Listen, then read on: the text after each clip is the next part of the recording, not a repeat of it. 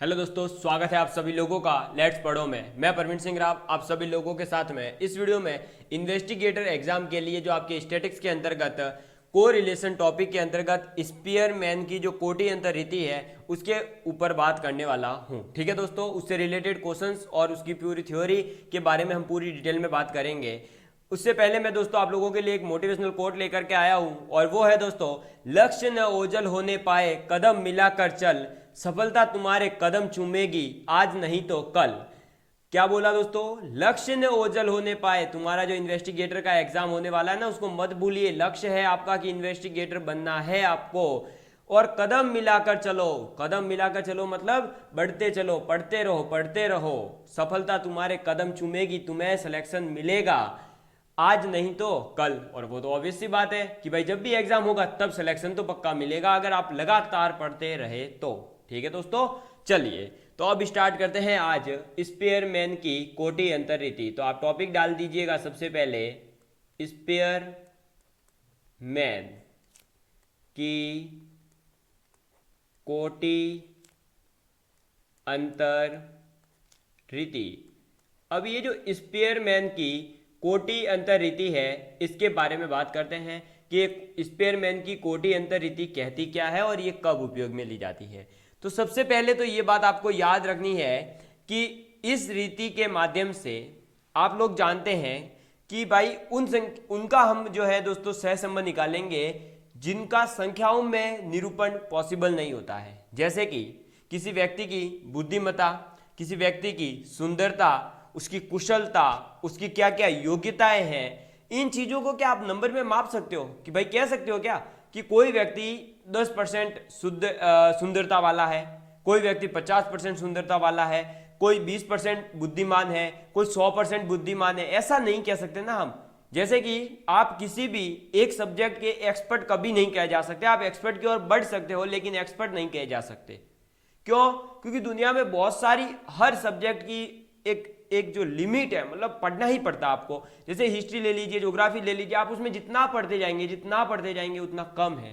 History कितनी बड़ी है तो आप उसमें क्या कह सकते हो, एक आप वैल्यू दे सकते हो। कि मैं आपको अगर बोलूं कि भाई मैं स्टैटिक्स कैसे पढ़ाता हूं, मैं आपको 5 पॉइंट बोल दूं, 5 4 3 2 1, तो आप इस 5 4 3 2 1 में से मुझे एक फीडबैक दोगे कि सर आप, मुझे लगता है कि आप 4 पॉइंट के अकॉर्डिंग हो, आप 5 पॉइंट के अकॉर्डिंग हो, कोई बोलेगा आप 1 के अकॉर्डिंग हो, कोई भाई नेगेटिव भी बोलेगा, कोई बोलेगा तो मुझे पढ़ानी ही नहीं आती है स्टैटिक्स। तो इससे आप रैंक कर सकते हो लेकिन ये नहीं कह सकते कि मैं स्टैटिक्स कितनी पढ़ा सकता हूं। नंबरों में डिनोट नहीं किया जा सकता। तो ये गुणात्मक जो तथ्य होते हैं, जो गुण होते हैं, उनके अंदर सहसंबंध ज्ञात करने के लिए हम किसका उपयोग करेंगे? स्पेयरमैन की कोटि अंतर रीति का। तो कहां यूज करेंगे हम? गुणात्मक तथ्यों में। ठीक है, गुणात्मक तथ्यों में। और गुणात्मक तथ्य कौन कौन से होते हैं तो वो ब्रैकेट में आप लिख सकते हैं। बुद्धिमत्ता ले लीजिए, ठीक है, आप कुशलता ले लीजिए, आप सुंदरता ले सकते हो, ठीक है, और आप क्या ले सकते हो? योग्यता ले सकते हो। और इस प्रकार से जो भी आपको लगता है वो सभी, आपकी टीचिंग स्किल्स वगैरह वो सब आदि। ठीक है, तो ये आपको सबसे पहले तो पता होना चाहिए कि स्पेयरमैन की कोटि अंतर रीति हमें उपयोग में कहाँ लेनी है। तो ये हमें उपयोग में लेनी है गुणात्मक तथ्यों में। अब इसमें क्या होता है दोस्तों कि कुछ नंबर्स होंगे, उनको हम क्या करेंगे कि रैंकिंग देंगे कि ये फर्स्ट नंबर पर है, ये सेकंड नंबर पर है, ये थर्ड नंबर पर है, ये फोर्थ नंबर पर है। और उसे कैसे करेंगे वो मैं आगे बताऊंगा। लेकिन उससे पहले मैं आपको एक फॉर्मूला बता देता हूं कि इन्होंने जो कोएफिशिएंट ऑफ कोरिलेशन निकालने के लिए जो आपको फॉर्मूला दिया है वो क्या दिया है। तो वो दिया गया है 1 - 6 into summation of d square upon में n into n square minus 1। ठीक है, ये फॉर्मूला तो तब है जब सिंपल केस हो। अभी मैं आगे एक और बताऊंगा जो संभावना कि वहां पर ऐसा भी होता है कि कुछ जो क्वेश्चंस होते हैं उनमें एक जैसी 2 से 3 बार संख्या आती है, उनके लिए क्या करते हैं वो मैं आगे बताऊंगा। वो एक एरर की तरह, जैसे पीछे मैंने बताया था ना आपको अभी काल्पनिकेशन में कि भाई प्रोबेबल एरर कैसे निकालते हो, स्टैंडर्ड एरर कैसे, उसी प्रकार से इसमें भी समान कोटि कर्मों के लिए कुछ एक एरर का फॉर्मूला दे रखा है, वो यूज करेंगे। तो अभी हमें क्या याद रखना है कि r बराबर क्या होता है 1 minus 6 into summation of d square upon में n into n square minus 1। ये है क्या आपके फॉर्मूला। तो पहले मैं इस फॉर्मूला पे बेस कुछ क्वेश्चन करवाता हूं एक, उसके बाद में मैं आगे डिस्कस करूंगा इसके ऊपर। तो सबसे पहले आप क्वेश्चन नोट करिए दोस्तों आज का। और क्वेश्चन फर्स्ट, ये x सीरीज है, ये y सीरीज है, और सपोज करिए मैं कुछ नंबर लिख रहा हूँ 10, 20, 50, 70, 80, और एक तरफ मैं लिख रहा हूँ दोस्तों 5, 25, 50, मान लीजिए 75, मान लीजिए 85। ठीक है, तो देखो यहाँ दो चीजें हैं दोस्तों, मैं क्वेश्चन के माध्यम से ही आपको समझाते हुए चलता हूँ। ये आप लोग जानते हैं कि जब भी x और y दोनों बढ़ेंगे तो स्पेयरमैन में सीधा सा r की वैल्यू +1। अगर x और y दोनों घटेंगे तब भी r की वैल्यू सीधी -1। और अगर एक बढ़ रहा है दूसरा घट रहा है तो सीधे r की वैल्यू, सॉरी यहाँ तो +1 होगा, और सीधे r की वैल्यू क्या हो जाएगी -1। ये तीनों केस एक डायरेक्टली आपके क्वेश्चन सॉल्व करने का तरीका है। मेरे कहने का तात्पर्य इतना ही है केवल कि x और y जो दो आपको श्रेणियां दे रखी है, उन दोनों श्रेणियों के मान अगर किसी भी क्रम में किसी भी अनुपात में लगातार अगर दोनों में बढ़ रहे हो तब क्या होगा r की वैल्यू +1।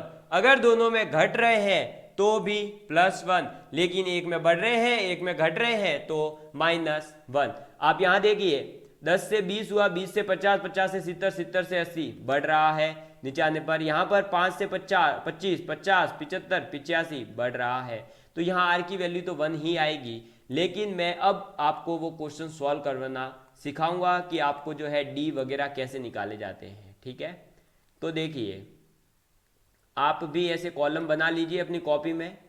एक r1 इसको नाम दे दीजिए, इसको r2 दे दीजिए और इसको d नाम दे दीजिए। ठीक है, आपको क्या करना है r1, r2 और फिर आपका d, और एक और श्रेणी यहाँ बना लेना जिसमें मैं लिखवाऊंगा आपको d स्क्वायर। क्या लिखवाऊंगा d स्क्वायर। देखो r1 कैसे देते हैं वो, R1 का मतलब है इसमें सबसे बड़ा कौन, ये, तो इसको दे दीजिए आप 1 नंबर। इससे छोटा कौन, ये, तो 2 नंबर। इससे छोटा कौन, ये, तो 3 नंबर। इससे छोटा कौन, ये 4 नंबर, ये 5 नंबर। कहने का तात्पर्य क्या हुआ कि जो जितनी बड़ी संख्या है उसको उतना छोटा नंबर देना है। तो 80 सबसे बड़ी संख्या है तो उसको सबसे छोटा नंबर 1, मतलब उसको 1 से स्टार्ट करना है। ठीक है, सबसे बड़ी संख्या को आप 1 दोगे, उससे जस्ट छोटी को 2 नंबर, उससे जस्ट छोटी को 3 नंबर, उससे छोटी को 4, उससे छोटी को 5, उससे छोटी है तो 6, 7, 8, इस प्रकार से चलते रहेंगे। इसमें भी क्या होगा 85 सबसे बड़ा है तो 1, इसमें भी 2, इसमें 3, इसमें 4 और इसमें भी 5। अब आपको यहां एक बात याद रखनी है। क्या बात याद रखनी है, तो यहां आपको हमेशा एक बात याद रखनी है कि भाई साहब कभी भी क्या नहीं होना चाहिए दोस्तों, कभी भी आपको एक में तो आपने बढ़ते हुए क्रम में दिया, जैसे कि आप यहां कर रहे हो भाई कि 80 सबसे बड़ा, एक को दिया, फिर छोटे को दिया, फिर छोटे को दिया, फिर छोटे को दिया। और वाई सीरीज में आपने क्या करा, पहले छोटे को दे दिया फिर बड़े को दे दिया। ये नहीं करना है। अगर आप पहली सीरीज में सबसे बड़ी को पहले दे रहे हैं तो दूसरी सीरीज में भी सबसे बड़ी संख्या को पहला नंबर दीजिए। ठीक है, और अगर एक में छोटी संख्या से दिया है तो दूसरी में भी छोटी से आप इसको भी 1 नंबर दे करके भी इसको 2, इसको 3, इसको 4, इसको 5, 1, 2, 3, 4, 5 भी दे करके कर सकते हो। मतलब कहने का यही है कि आप सबसे पहले संख्या बड़ी को भी दे सकते हो और आपकी इच्छा हो तो सबसे छोटी संख्या को भी आप नंबर दे सकते हो। तो अब R1 तो क्या हो गया दोस्तों, ये जो हमने निकाला ना 1, 2, 3, 4, इसको लिखते जाओ 1, 2, 3, 4 और ये 5 जो नंबर आ गए ये। ठीक है, ये 1, 2, 3, 4 ऐसे ही लिखना है। फिर यहां से ये देखो कितनी है 1, 2, 3, 4 और 5। ठीक है, आपको क्या करना है नंबर लिख देने हैं एज इट इज 1, 2, 3, 4, 5, 1, 2, 3, 4, 5। अब डी का मतलब होता है दोस्तों आपके R1 माइनस R2। क्या होता है R1 माइनस R2। ये बात समझ में आई। तो R1 माइनस R2 कर दीजिए। तो करिए भाई साहब R1 minus R2, 1 minus 1 0, 2 minus 2 0, 3 minus 3 0, 4 minus 4 0, 5 minus 5 0। अब यहाँ पर मैंने ये यहाँ अलग से नंबर लिखे हैं 1 2 3 4 ये क्रम में, लेकिन मैं आगे एक एग्जाम्पल करवाऊंगा। आपको क्रम से नहीं लिखने होते हैं, आपको क्या करना होता है, जो यहाँ क्रम आ रहा है वो एजीटी यहाँ लिखना है। जैसे यहाँ लिखते तो अगर मैं ऐसे भी लिख सकता था 5 4 3 2 1, यहाँ पर भी 5 4 3 2 1 आता तो डिफरेंस 0 ही आता, इसलिए ठीक है, वो मैं अभी और समझा दूंगा। अभी आप केवल इतना समझिए कि अगर दोनों संख्याओं में बढ़ोतरी हो रही है नीचे जाने पर, या दोनों ही संख्याओं में नीचे जाने पर घट रहा है, तो इस प्रकार से कर सकते हैं। और प्रूव करके बता रहा हूँ कि r बराबर +1 ही आएगा। तो डिफरेंस कितना आया 0 0 0। अब इनका स्क्वायर भी क्या होगा 0 0 0 0 0। ठीक है, फॉर्मूला क्या कहता है, r बराबर 1 minus 6 into summation of d square upon में n into n square minus 1। Summation of d square कितना होगा, देखो 0 0 0 सब कुछ हो जाएगा 0। ये जैसे ही 0 हुआ ये पूरा ही 0 हो गया, तो r बराबर आ गया या नहीं +1 आ गया ना। तो बस यही मैं आपको प्रूफ करके दिखाना चाह रहा था कि आपको ये बात याद रखनी है कि स्पेयरमैन की कोटि के अनुसार अगर पूछ ले कि सहज संबंध बताइए, तो जब भी दोनों सीरीज नीचे जाने पर बढ़ रही हो, चाहे दोनों ही एक तरफ जाने पर घट रही हो, तब क्या होगा, हमेशा r की वैल्यू +1 होगी। एक बढ़ रही है एक घट रही है तो -1। ठीक है, अब मैं आपको एक थोड़ा सा अलग एग्जांपल लेता हूं जहां हमारे r की वैल्यू कुछ अलग आएगी। ठीक है, नेक्स्ट क्वेश्चन आप नोट डाउन करिएगा। देखिए, आपको ये जो है स्क्रीनशॉट लेने का मैं लास्ट में मौका दे दूंगा, आप नो टेंशन रहना। x और ये y दो सीरीज ली हमने। ठीक है, अब देखो यहां पर मैंने नंबर लिखा 10, यहां लिखा 30, यहां लिख दिया मैंने 45, यहां लिख दिया 25 और यहां लिख दिया 10। सॉरी 10 मत लीजिए आप, उसका अलग से एग्जांपल करवाऊंगा मैं। 50 ले लीजिए, जब कॉमन होता है तो अलग एक फॉर्मूला ही अलग है, तो ये 50 ले लीजिए। यहाँ हमने ले लिया सपोज करिए 6, फिर 9, फिर 15, फिर 20 और फिर आपने ले लिया 22। ठीक है, तो अब आपको क्या करना है, R1 लिखना है, R2 लिखना है, डिफरेंस लिखना है और डिफरेंस का स्क्वायर लिखना है।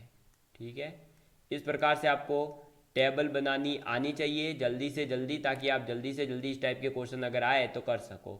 R1 का मतलब है, देखो यहाँ आप नंबर दीजिए, सबसे बड़ा कौन, ये मैं सबसे बड़े के हिसाब से ही हमेशा देता हूँ 1, फिर उसके बाद इसको 2, उसके बाद इसको 3, इसके बाद इसको 4, उसके बाद इसको 5। तो ये एजीटी जब नंबर यहाँ लिख दीजिए 5 3 2 4 1। ठीक है, आपको एजीटी लिखना होता है, जो डायरेक्ट ऊपर से नंबर आ रहा है ना वही एजीटी यहाँ लिखा जाता है, ऊपर नीचे क्रम में नहीं करना है। फिर यहाँ देखिए सबसे बड़ा कौन, ये 1, ये 2, ये 3, ये 4 और ये 5। एजीटी लिख दीजिए 5 4 3 2 1। ठीक है, अब इनका डिफरेंस ले लीजिए, 5 माइनस 5 0, 3 माइनस का 4 माइनस का 1 आ जाएगा, 2 माइनस 3 -1, 4 माइनस 2 प्लस का 2 और 1 माइनस 1 0। इनका स्क्वायर करिए, 0 का स्क्वायर 0, -1 का स्क्वायर +1 हो जाएगा, -1 का स्क्वायर +1 हो जाएगा, +2 का स्क्वायर +4 हो जाएगा, 0 का स्क्वायर 0। और अब आपको क्या करना है, समीशन ऑफ डी स्क्वायर। तो 1 और 1 2, 2 और 4 6, 6 और 0 6, 6 और वापस 0 6 ही। तो समीशन ऑफ डी स्क्वायर कितना आ गया 6। अब देखो r बराबर क्या होता है 1 minus 6 into summation of d square upon में n इंटू एन स्क्वायर -1 होता है या नहीं। तो देखो अब 1 minus 6 into summation of d square कितना है 6, तो ये 6 अपॉन में n कितना है दोस्तों आपके, तो 1 2 3 4 5, ये ऑब्जर्वेशन कितने हैं उनकी संख्या होती है, तो कितने हैं 5 इंटू 5 का स्क्वायर 25 -1। ठीक है, अब देखो 1 माइनस कितना हो जाएगा 6 इंटू 6 ही रखिए क्योंकि नीचे कटने वाली संख्या है। देखो 25 माइनस 1 24। तो अब ये 6 से कितनी बार कटा? 4 बार। अब ये 2 से 2 बार, ये 2 से 3 बार। ठीक है, अब कितना हो जाएगा देखो, तो 1 माइनस 3/5 दूनी 10। ठीक है, तो कितना हो जाएगा? 1 माइनस 3 में 10 का भाग दोगे तो 0.3। अब 1 में से 0.3 आप घटाएंगे तो कितना आ जाएगा दोस्तों आप लोगों के? ये तो पता ही होगा यार, जल्दी कमेंट करो, मैं देख रहा हूँ, जल्दी से जल्दी कमेंट करो। तो भाई साहब 0.7 आ जाएगा। तो ये ही आपके आर की वैल्यू है बेसिकली। तो आर की वैल्यू आपके कितनी आ गई दोस्तों? 0.7। बस यही आंसर है। ठीक है, तो मैं अलग अलग एग्जाम्पल आप लोगों को करवाऊंगा, उससे ही आप लोगों को समझ आएगा। थ्योरी केवल मैं नहीं पढ़ाता हूं, ये आप लोग जानते हैं, मैं हर क्लास में आपको एग्जाम्पल करवा रहा हूं। ठीक है, तो ये था हमारा सेकंड एग्जाम्पल, जिसमें कि आप लोगों ने देख लिया दोस्तों कि ना तो इसमें बढ़ने का पता था ना घटने का पता, कुछ नहीं पता हमें कैसे भी ऑर्डर निकल रहा था, तो उसमें किस प्रकार से हम आंसर निकाल सकते हैं। ठीक है, अब मैं आप लोगों को एक बात बताता हूं आगे। चलिए देखो, अगर क्या हो दोस्तों, आपके समान क्रम हो, यानी कि मैं एग्जाम्पल से समझाता हूं वापस, तो ये x और ये y। ठीक है, x और y। अब आप मान लीजिए कि यहाँ है 45, यहाँ है 85, ये है 45, ये है 25, ये है 45। यहाँ पर मान लीजिए है 40, 30, 40, 30, 30, 20 मान लीजिए। चलो ठीक है, अब हो चुका है रिपीट, इसलिए बार बार इतनी संख्या भी रिपीट करवाने से फायदा नहीं। ये लो, अब देखो यहां पर क्या हुआ, पीछे तक तो देखो, अभी तक हमने एग्जाम्पल पढ़ा। सबसे पहला एग्जाम्पल देखो, कहीं पर भी सेम संख्या है क्या? 10, 20, 50, 70, 80 में 5, 25 नहीं है सेम। फिर देखो सेकंड एग्जाम्पल में भी कहीं पर भी सेम संख्या नहीं है, एक दूसरी श्रेणी में हो सकती है। यहाँ 22 है तो यहाँ भी 22 हो सकता है, लेकिन एक ही श्रेणी में। क्या एक्स में और वाई में ही, एक्स में ही कोई भी संख्या सेम है क्या? नहीं है। लेकिन यहाँ पर मैंने क्या कर दिया, तो सर मैंने तो सेम सेम ले लिए। देखो 45 एक बार, 45 दो बार, 45 तीन बार, और यहाँ 40 एक बार, ये 2 बार, और 30 एक बार, ये 2 बार। तो आपने देखा कि मैंने x और y में दोनों में ही 3 संख्या ऐसी ली जो रिपीट हो रही है, एक तो 45, एक 40 और एक 30। तो जब ऐसा केस हो, जब आपकी संख्याएं रिपीट हो रही हो, तब आपको एक फॉर्मूला यूज करना होता है एक्स्ट्रा में, मतलब 1/12 m³ माइनस m एक्स्ट्रा जोड़ देना होता है। वो कैसे जोड़ते हैं और m क्या होता है उसके बारे में बात करते हैं। तो देखिए, सबसे पहले हम रैंक R1, ये R2, यहाँ डिफरेंस और यहाँ डिफरेंस का स्क्वायर। ठीक है, ये देखो अब, ठीक है, ये देख लीजिए अब,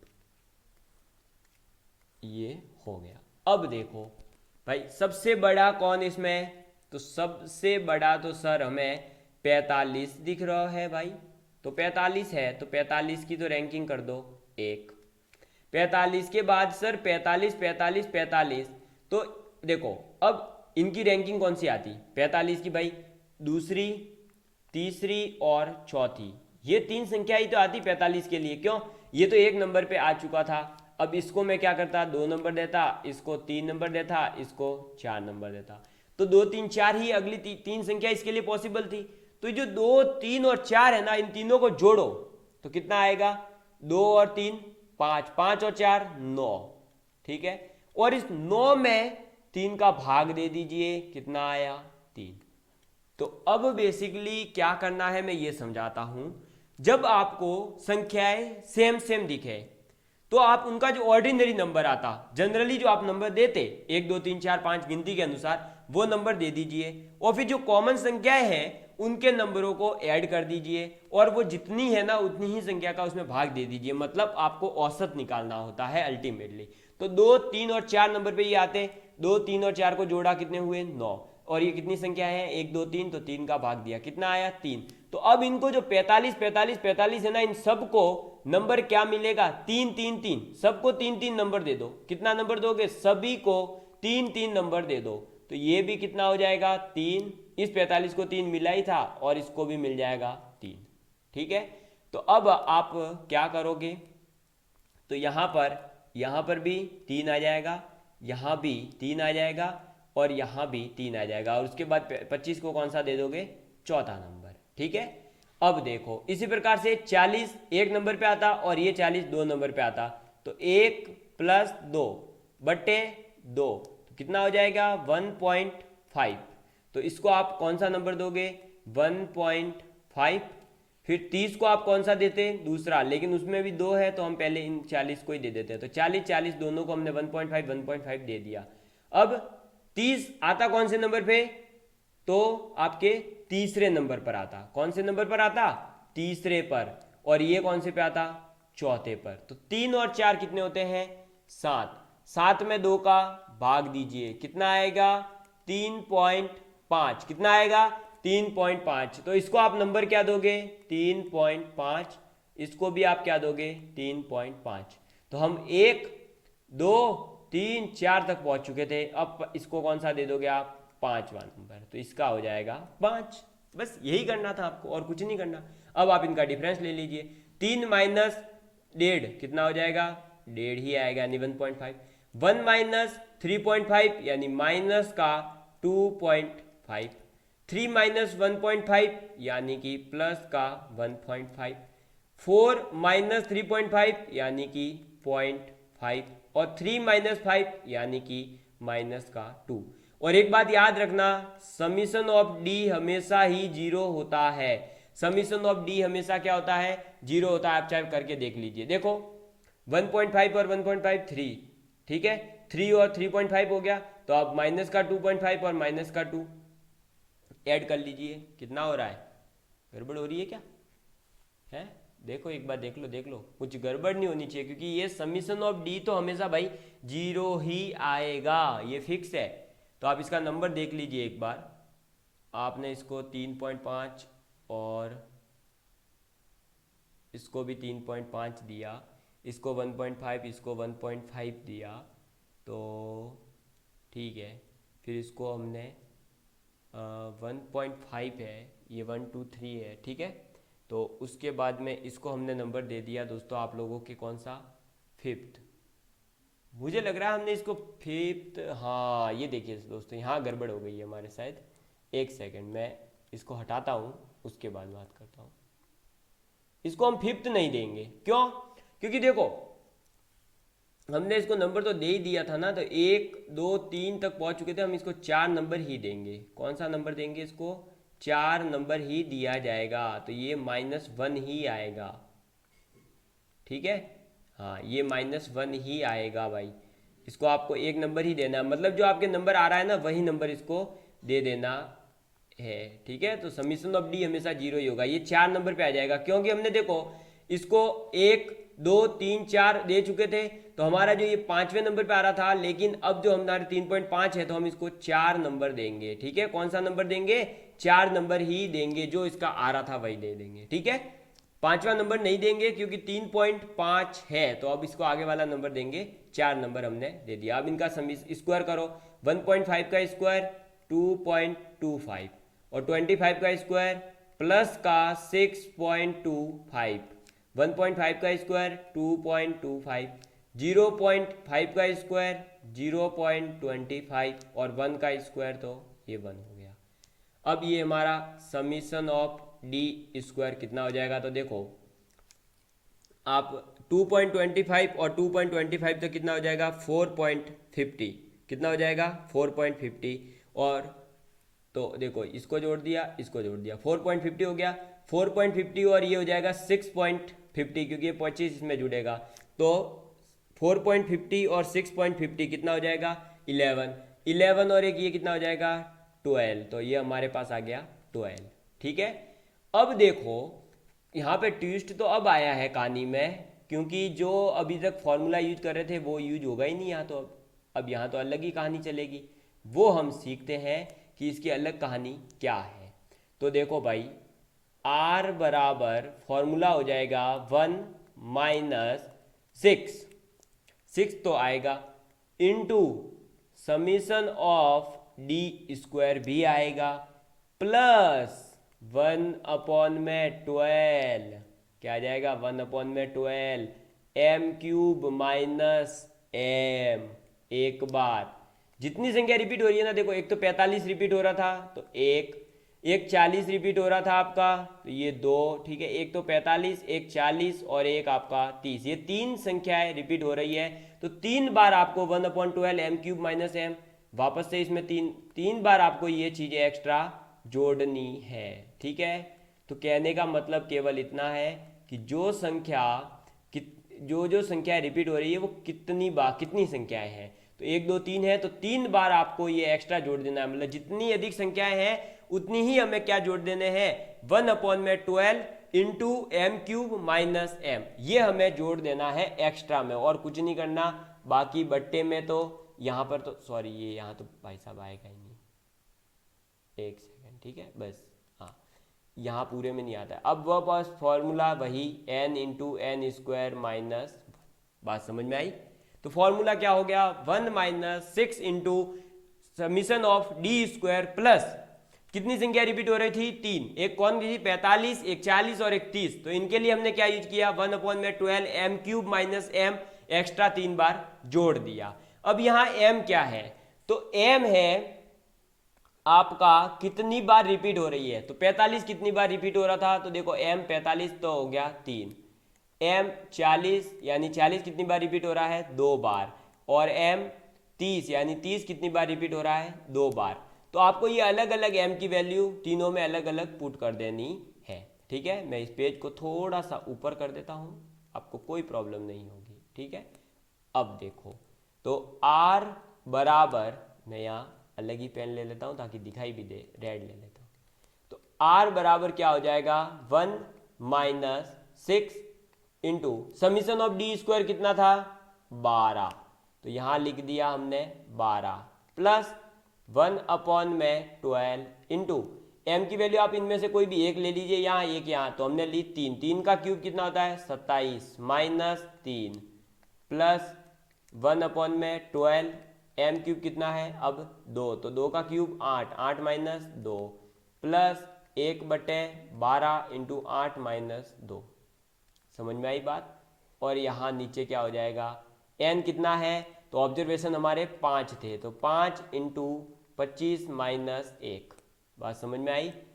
अब इसको हमें सॉल्व करना है, ये बेसिकली कैलकुलेशन है और ज़्यादा कुछ है नहीं, तो कर लो भाई कैलकुलेशन। देखो अब 1 माइनस 6 इंटू ये 12 एज इट इज रहेगा, 27 माइनस 3 कितना हो जाएगा 24, 24 में 12 का भाग देंगे तो कितना आएगा 2, ठीक है, प्लस 8 माइनस 2 6/12 यानी 1/2 प्लस 6/12 यानी 1/2, ठीक है, और 5 इंटू ये कितना हो जाएगा 24। अब इसको सॉल्व करेंगे तो क्या हो जाएगा 1 माइनस 6 इंटू 12 और 2 14 और आधा, ये जो आधा है, ठीक है भाई,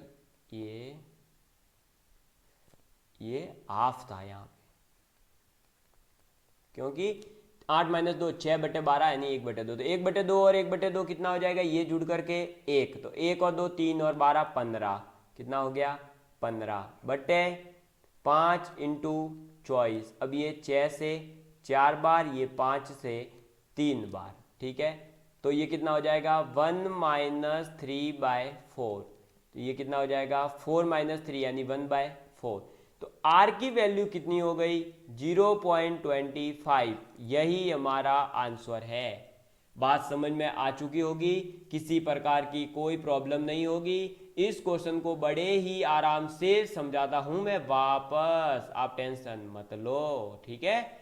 देखो भाई करना क्या था, सबसे पहले ये पता होना चाहिए ना भाई, करना क्या था ये नहीं पता होगा तो करेंगे कैसे हम। तो देखो करना ये था कि हमें समझना है स्पीयरमैन के कोटि अंतर रीति मेथड को, ठीक है, और उस मेथड को समझने के लिए हमने अलग अलग क्वेश्चंस को करा। और अब मैं पहले तो पीछे से स्टार्ट करता हूं, एक बार रिवाइज करवाना पूरा कि स्पीयरमैन कोटि अंतर रीति का उपयोग कब किया जाता है, तो गुणात्मक तथ्यों के लिए। कहाँ उपयोग करते हैं, गुणात्मक तथ्यों के लिए। और गुणात्मक तथ्य कौन से, जैसे कि बुद्धिमत्ता होती है, कुशलता होती है, सुंदरता होती है, योग्यता होती है, ये सब क्या कहलाते हैं, आपके गुणात्मक तथ्य कहलाते हैं। इनके लिए एक फॉर्मूला तो इन्होंने दिया पहले कि r बराबर 1 minus d into summation of d square upon में n into n square minus 1। एक फॉर्मूला तो इन्होंने ये दिया, तो इस फॉर्मूला पे बेस हमने ये जो क्वेश्चन सॉल्व करा। ये सिंपल क्वेश्चन था, इसमें रैंकिंग करनी है आपको। केवल बड़ी संख्या को पहला नंबर दीजिए या छोटी संख्या को पहला नंबर दीजिए, फिर आप चलते रहिए, ठीक है। और इसके लिए आपको जो की पॉइंट याद करवाए हैं कि अगर और x और y दोनों ही बढ़ रहे हैं तब भी r की वैल्यू हमेशा +1 होगी। दोनों ही घट रहे हैं, किसी भी अनुपात में घट रहे बढ़ रहे हो, समान अनुपात में बढ़े घटे ये कोई जरूरी नहीं है, ठीक है। तो दोनों बढ़े तब भी +1, दोनों घटे तब भी +1। एक बढ़े एक घटे तो r की वैल्यू हमेशा -1, ठीक है। लेकिन हमें यही नहीं पता चले, जैसे कि मैंने आगे एक एग्जाम्पल में करवाया कि भाई बढ़ रहा है घट रहा है क्या हो रहा है, तो हमें क्या करना है, r बराबर 1 - 6 into summation of d square upon में n into n square -1 formula use करना है। लेकिन सर अगर संख्याएं जो है समान क्रम में आने लगे, समान कोटि कर्म मिले, मतलब जो कर्म जो रैंकिंग हम दे रहे हैं वो समान हो जाए, जैसे कि समान संख्या आएगी तो उन्हें रैंकिंग किस बेस पे देंगे, तो उसके लिए भी हमने मेथड बता दिया कि आपको जो जो नंबर आ रहे हैं उनका औसत निकालिए और वो औसत रैंकिंग ही उसको दे दीजिए, ठीक है। दूसरी बात यहाँ याद रखनी है, समीशन ऑफ डी हमेशा 0 होता है, क्योंकि यहाँ से क्वेश्चन बन सकता है।